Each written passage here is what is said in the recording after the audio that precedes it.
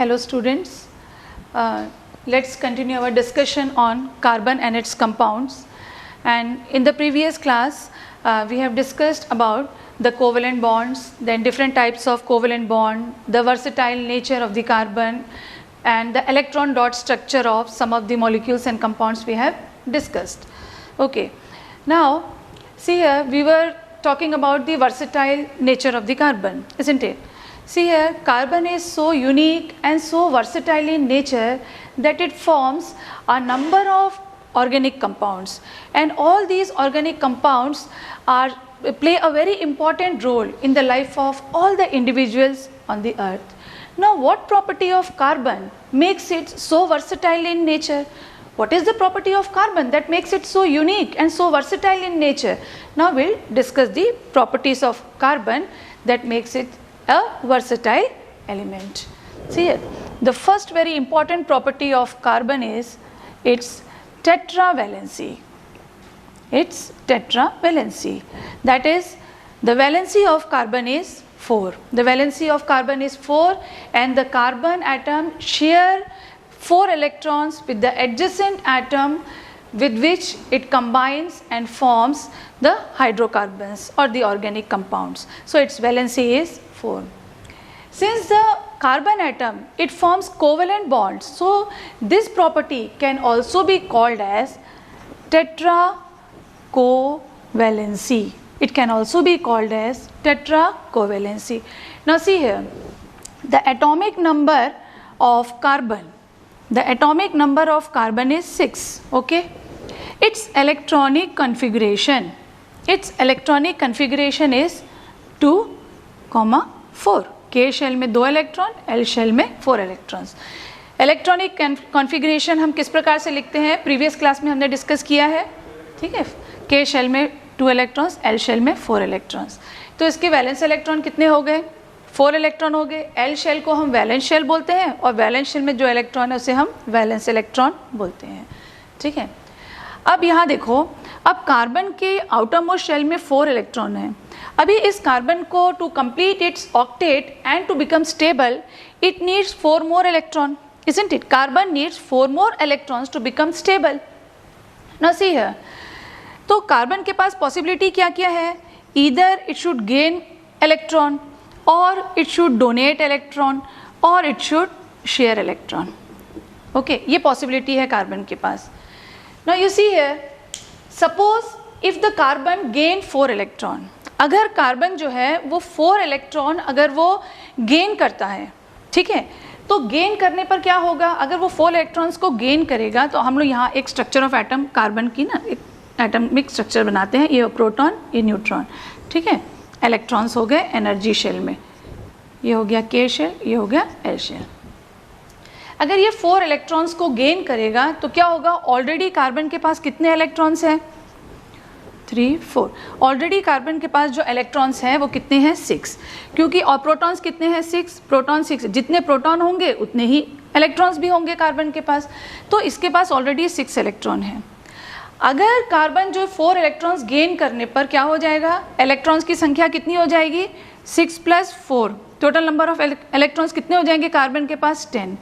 And it will be difficult for this 6 proton to hold 10 electrons. तो ये possible नहीं होगा 6 प्रोटॉन को ये 10 इलेक्ट्रॉन्स को होल्ड करने के लिए, क्योंकि नॉर्मल केस में क्या हो रहा है, 6 प्रोटॉन जो है 6 इलेक्ट्रॉन को होल्ड कर रहे हैं और दोनों इलेक्ट्रोस्टैटिक फोर्स की वजह से आपस में जुड़े हुए हैं और एटम जो है कार्बन का हमारा एक स्टेबल एटम है. अगर वो 4 इलेक्ट्रॉन गेन कर लेता है तो 10 हो जाता है and it will be difficult for this 6 proton to hold 10 electrons. तो ये जो है पॉसिबल नहीं होता है. नेक्स्ट, क्या वो 4 इलेक्ट्रॉन डोनेट कर दे, लूज कर दे कार्बन 4 इलेक्ट्रॉन, तो ऐसे केस में क्या होगा, कार्बन के पास, क्योंकि कार्बन का जो एटम है वो बहुत एक छोटा एटम है, इसका जो एटॉमिक मास है कार्बन का 12 है, एटॉमिक नंबर है 6, ठीक है, मास नंबर है 12, ये बहुत ही एक छोटा एटम है. तो कार्बन एटम के पास इतनी एनर्जी नहीं है कि it can lose 4 electrons. 1 electron, 2 electrons, 3 electron, 4 electrons को लूज़ करने के लिए, टोटल 4 इलेक्ट्रॉन्स को लूज़ करने के लिए उसके पास उतनी एनर्जी नहीं है।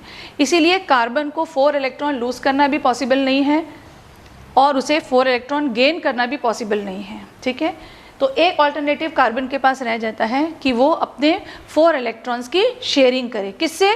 एडजेसेंट एटम से जिसके साथ वो बॉन्ड बनाने जा रहा है। ठीक है, अच्छा, तो अब देखते हैं हम शेयरिंग ऑफ इलेक्ट्रॉन किस प्रकार से होगी, कार्बन किस प्रकार से इलेक्ट्रॉन्स की शेयरिंग करेंगे। अच्छा, अभी देखिए, सपोज अभी हमें बनाना है एक compound CH4। This is the simplest kind of hydrocarbon. Okay, अब इसे CH4 बनाना है। कार्बन का एटॉमिक नंबर कितना है? 6 और इसकी इलेक्ट्रॉनिक कन्फिग्रेशन हो गई 2 4। हाइड्रोजन एटॉमिक नंबर है 1, कन्फिग्रेशन K शेल में केवल एक इलेक्ट्रॉन हुआ, यहाँ पे K और L शेल हो गया। ठीक है, अब CH4 बनाने के लिए क्या होगा, यहाँ देखो, अभी जैसे हमने ये कार्बन का एटम यहाँ लिखा है, तो यहाँ जो इलेक्ट्रॉन्स हम यहाँ पे जो इलेक्ट्रॉन्स हम लोग पॉइंट आउट करेंगे, ये इलेक्ट्रॉन्स क्या होंगे? Electrons of the valence shell, because the valence shell electron only take part in the bonding. तो यहाँ पे हम लोग किसको पॉइंट आउट करेंगे? ये वैलेंस इलेक्ट्रॉन हो गए। ठीक है, okay, this 1 atom of carbon it combines with 4 atom of hydrogen. ठीक है, तो ये हो गया हाइड्रोजन। हाइड्रोजन अपने एक इलेक्ट्रॉन के साथ कंबाइन होगा, ये हाइड्रोजन, हाइड्रोजन। ठीक है, ये बता रहे हैं कि शेयरिंग ऑफ इलेक्ट्रॉन्स क्या कैसे हो रहा है। ठीक है, अब कार्बन के आउटर मोस्ट शेल में कितने इलेक्ट्रॉन्स है? 4 इलेक्ट्रॉन्स है। ठीक, 1 इलेक्ट्रॉन वो इस हाइड्रोजन के साथ शेयर करेगा, 1 इलेक्ट्रॉन इससे, 1 electron this hydrogen, and like this it will share 4 electrons from 4 hydrogen atom. ठीक है, तो कार्बन के अपने 4 इलेक्ट्रॉन्स हो गए, एक उसने इसके साथ शेयर किया, एक इस हाइड्रोजन, 1 2 3 4, टोटल कार्बन के पास कितने हो गए? 8 इलेक्ट्रॉन्स हो गए। ठीक है, वो स्टेबल हो गया। प्लस ये हाइड्रोजन भी क्या करेगा? एक इलेक्ट्रॉन कार्बन से शेयर करेगा वो, क्योंकि उसको भी अपना डुप्लेट कंप्लीट करना है। तो this hydrogen will share 1 electron from the carbon, 1 electron of carbon with this hydrogen, 1 electron of carbon with this hydrogen, 1 electron of carbon with this hydrogen. ठीक है, तो यहाँ देखो, इस हाइड्रोजन ने एक कार्बन के साथ शेयर किया और कार्बन ने एक इलेक्ट्रॉन जो था वो उसने हाइड्रोजन से शेयर किया, तो हमारा जो बन गया कंपाउंड वो है एक कार्बन के साथ CH4, 4 हाइड्रोजन CH4। ठीक है, अच्छा, इसे हम बोलते हैं शेयरिंग ऑफ इलेक्ट्रॉन से जो बॉन्ड बन रहा है। ठीक है, तो ये बॉन्डिंग क्या हुई? कोवेलेंट बॉन्डिंग, क्योंकि शेयरिंग ऑफ इलेक्ट्रॉन से जब बॉन्ड बनते हैं तो हम उसे क्या बोलते हैं? Covalent bond. और जो कंपाउंड्स बनते हैं शेयरिंग ऑफ इलेक्ट्रॉन से, उन कंपाउंड को हम बोलते हैं कोवेलेंट कंपाउंड्स। ठीक है, अच्छा, और एक देख लेते हैं हम लोग शेयरिंग ऑफ इलेक्ट्रॉन किस प्रकार से हो रहा है। ठीक है, शेयरिंग ऑफ इलेक्ट्रॉन्स और एक देखते हैं हम बनाते हैं अभी कार्बन टेट्राक्लोराइड बनाते हैं।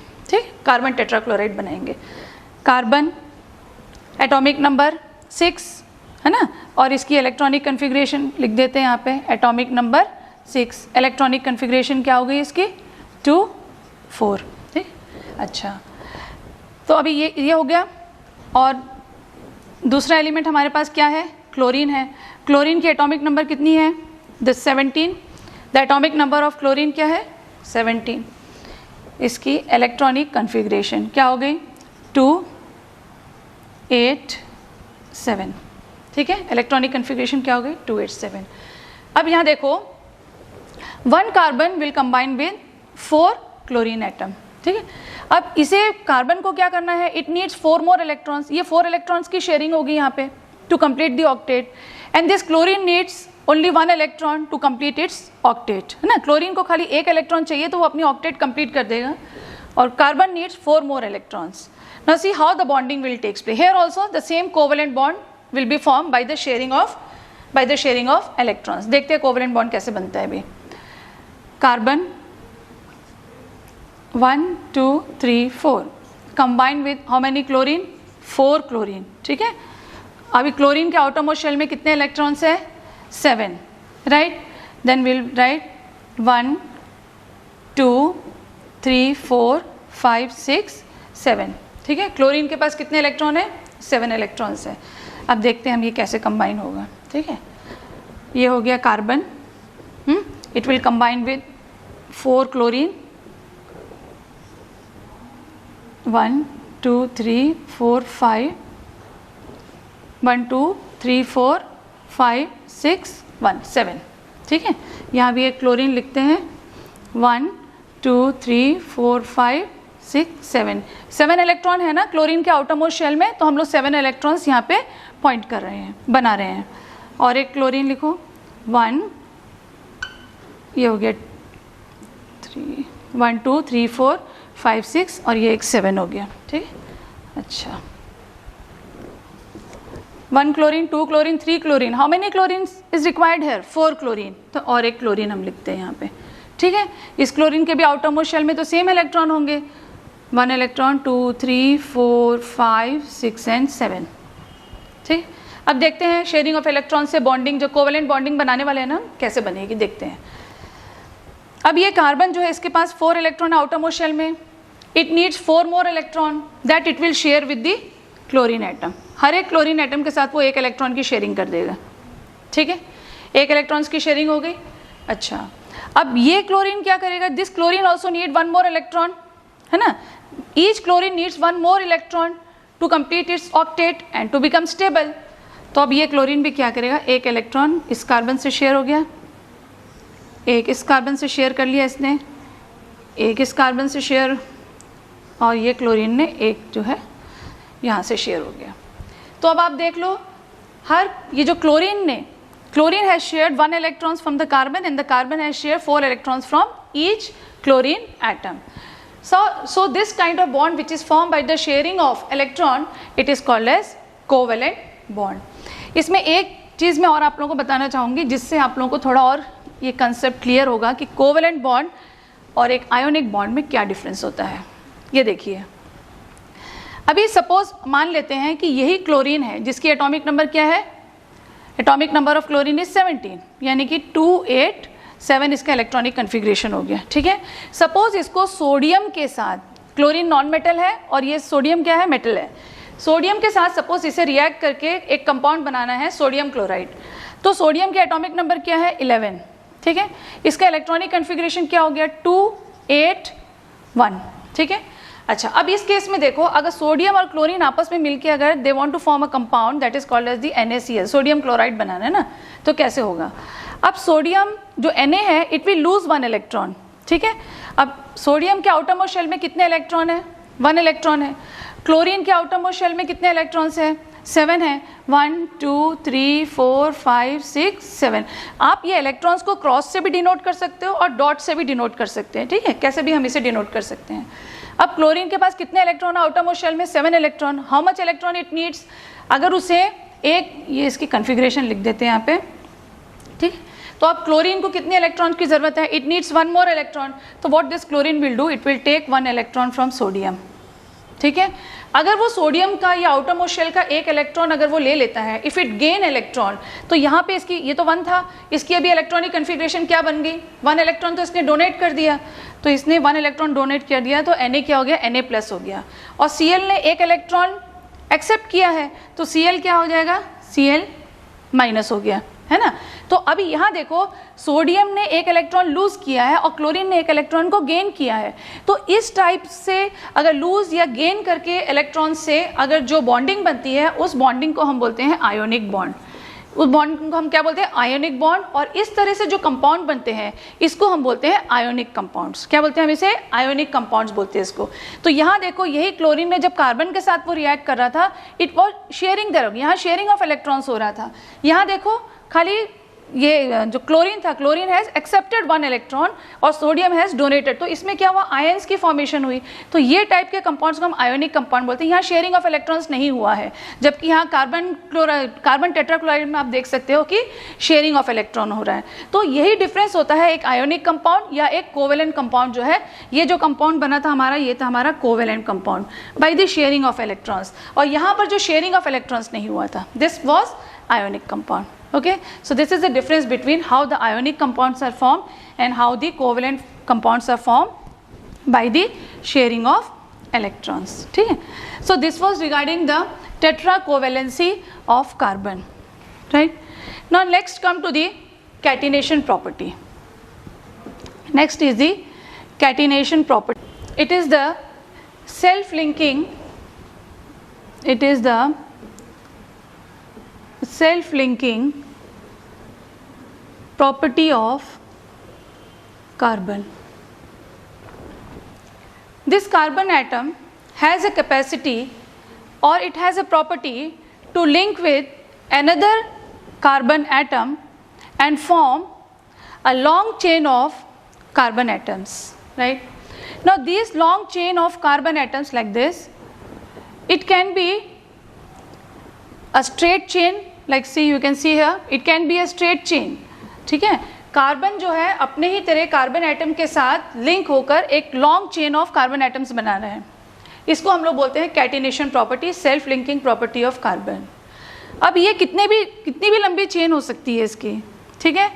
Now this chain can be a straight chain और it can be a branched chain. Branch किस प्रकार से होगा देखो, it can be a branched chain like this, ठीक है. Next, it can be in the form of closed ring also, like this. It can be in the form of closed ring, or it can be like this.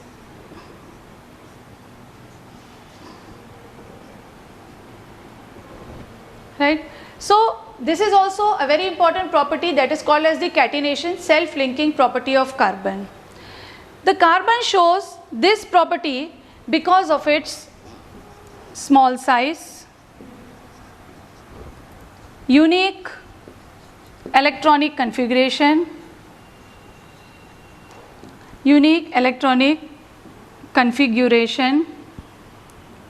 and strong bond between carbon-carbon, strong bond between carbon-carbon. So this property that carbon shows catenation is because of its unique electronic configuration, small size, then strong bond between carbon-carbon. See here? Okay. Now the bond between this carbon-carbon, it is a very strong bond, and it makes the carbon compound a very stable. It makes the carbon compound or the organic compounds very stable because the bond between this is very strong bond. Now the bond is very strong. The reason is because of the small size of the carbon atom. The size of the carbon atom is small, which enable the nucleus of the atom to hold the shared pair of electrons very strongly. Because of the small size, it holds the shared pair of the electrons very strongly. So the carbon-carbon जो bond बना है इसमें, they are very strong bond and stable hydrocarbons are formed by this process of catenation. So this is the two very important properties of carbon that makes it so versatile, and the carbon is able to form a number of compounds, a number of hydrocarbons, which is also called as the organic compounds. Since the carbon is able to form such a huge amount of organic compounds, so we have a separate branch of chemistry that deals with the study of organic compounds, their properties, their formation, their chemical and physical properties, and this branch of chemistry, it is called as organic chemistry. This branch of chemistry, it is called as the organic chemistry. Okay. There are a number of hydrocarbons and so many different types of organic compounds are there. Okay. Now in our syllabus, we are going to study a very important and very common organic compound, and that is called as the hydrocarbons. Okay. We are going to study the hydrocarbons in our syllabus. Now see here, what are hydrocarbons?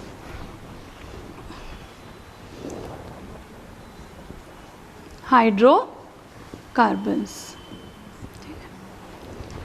See here, these hydrocarbons are the compounds made up of hydrogen and carbon. Basically, it is made up of hydrogen and carbon, and trace amount of oxygen, nitrogen, sulfur, other elements are also present there. But basically the hydrocarbon is made up of hydrogen hydrogen and carbon, ठीक है। Hydrogen और carbon के compounds जो होते हैं उनको हम लोग बोलते हैं hydrocarbons. Now hydrocarbons are basically classified into two, basically it is classified into two, the saturated hydrocarbon and the unsaturated hydrocarbons, right? Now what are saturated hydrocarbons?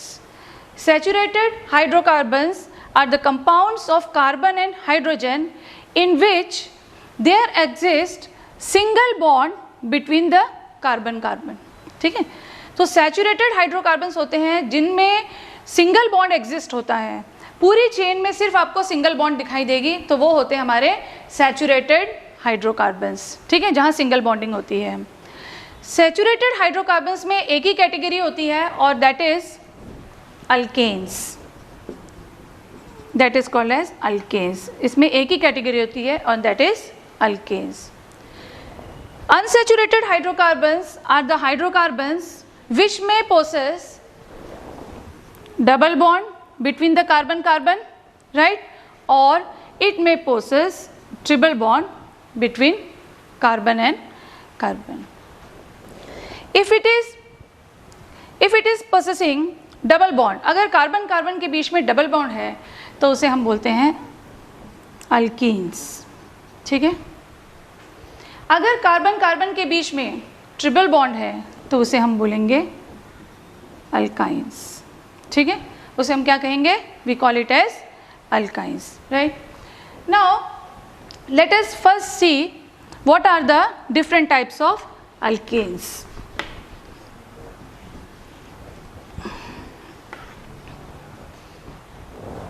Alkanes is a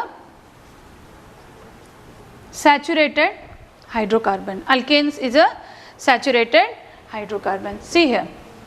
Now the members of the alkanes, when you name the members of the alkanes, the ending part of the name, that is the suffix will be "ane." The suffix will be "ane," right?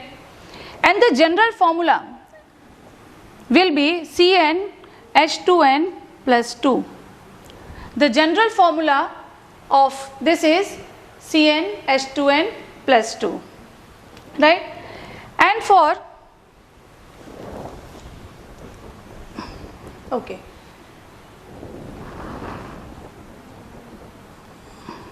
for alkenes the general formula will be CnH2n, ठीक है। And the suffix will be, जो भी हम इसे name देंगे hydrocarbons को, it will be "ene." Next is alkynes.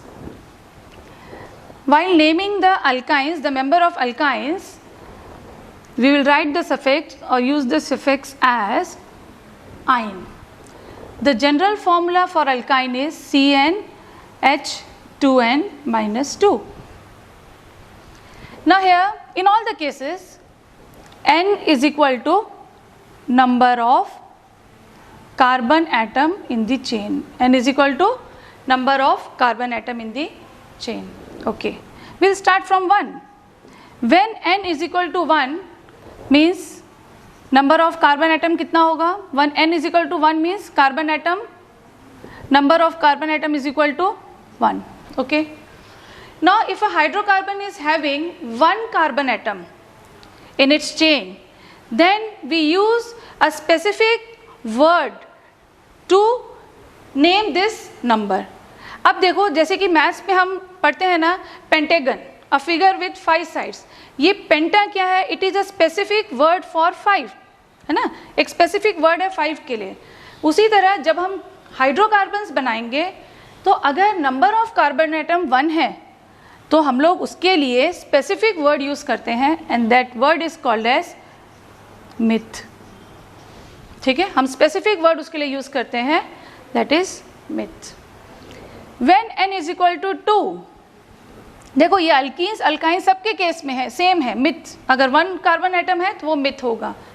Next, when n is equal to 2 means, when n is equal to 2 means carbon atom कितना होगा? Number of carbon atom, number of carbon atom will be 2. In that case, the specific word used for 2, number 2, it is it. When n is equal to 3, the number of carbon atom will also be 3. Then we use the specific word for 3, that is prop.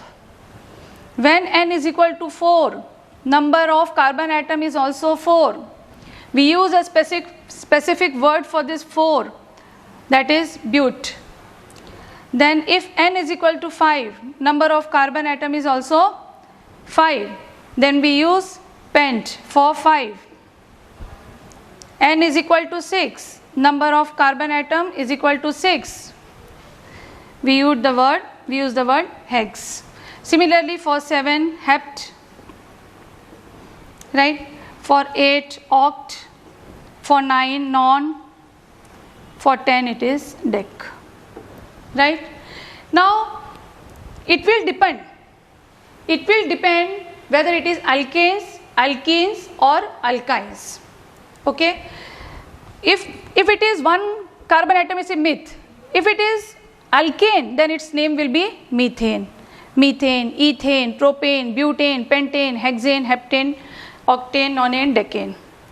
If it is alkene, then the name will be ethene, propene, butene, pentene, hexene, heptene, like that. Right? If it is alkyne, then the name will be ethyne, butane, propyne, butane, pentyne, hexyne, like that. Heptyne, like that the names will be. Okay? So children, just see here. Today we have discussed about the two very important properties of carbon, that is catenation and tetravalency, and also we have discussed about the saturated and unsaturated hydrocarbons, right? In our next class, we will be discussing the structure of all these hydrocarbons, alkanes, alkenes, alkynes, इनका जो structure बनाना है, that we will discuss in our next class. Okay, but before I wind up, I have a small assignment for you. Only 2 questions I have for you. You can please take down these questions.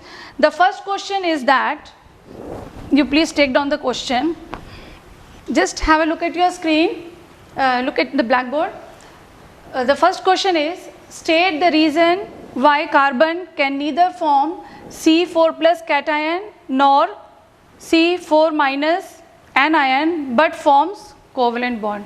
That is, carbon can neither gain electrons nor it can lose electron, but it share electrons. Okay, for that reason you have to give, then explain the properties of carbon that enable carbon to form large number of compounds. Okay, so these are the 2 questions. Try to give the answer to this question, and we'll continue in the next class. Keep practicing, keep learning. Thank you.